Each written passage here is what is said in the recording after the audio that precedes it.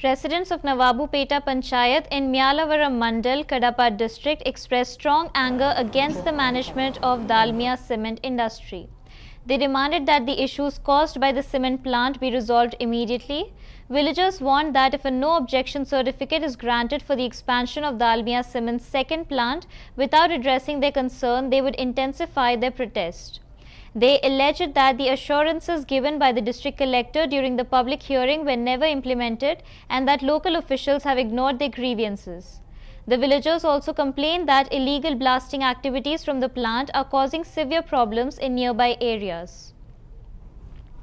Dalmia cement factory జమ్రోడ్ నియోజకవర్గం మైలవరం మండలంలో దాల్మియా సిమెంట్ ఫ్యాక్టరీ ఏదైతే కట్టారో ఆ దాల్మియా సిమెంట్ ఫ్యాక్టరీ అక్కడ కట్టడానికి ముందు ఒక వరద వచ్చిందంటే పైనున్నటువంటి చెరువుల నుంచి పైనుంచి వచ్చే వరద నీరు దాదాపుగా 33,000 క్యూసెక్కుల వరద నీరు అంటే మనందరికీ తెలుసన్నా గత సంవత్సరం 2024 సెప్టెంబర్లో విజయవాడ దగ్గర బుడమేరు వరద వచ్చినప్పుడు ఎంతైతే వరద వచ్చిందో దానికి సమానమైనటువంటి వరద అక్కడ వచ్చేది.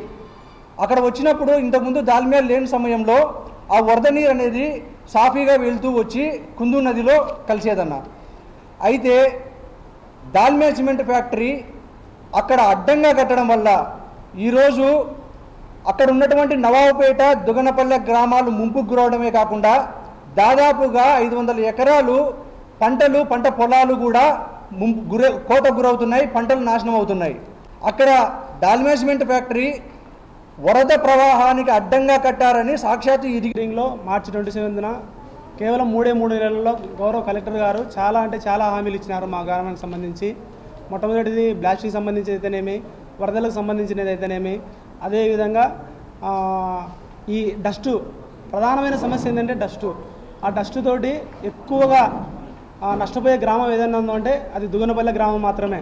మా గ్రామంలో కేవలం 50 నుంచి 60 కుటుంబాలు కలిగిన గ్రామం, ఓన్లీ ఎస్సీలు మాత్రమే ఉన్న గ్రామం అది. అంత చిన్న గ్రామానికి ఇప్పటి వరకు ఏ సమస్యను వాళ్ళు పరిష్కరించలేదు. ఇంకోటి నవాబుపేట గ్రామ ప్రజలు వాళ్ళు బ్లాస్టింగ్ తోటి సమస్య పడుతున్నారు, మళ్ళీ వరదలతోటి కూడా. ఇంకోటి బ్లాస్టింగ్ అని చెప్పినాం కదా, ఆ బ్లాస్టింగ్ కలెక్టర్ గారు చెప్పిన రోజు నుంచి హెవీ బ్లాస్టింగ్ అయితే ఖచ్చితంగా చేస్తున్నారు వాళ్ళు.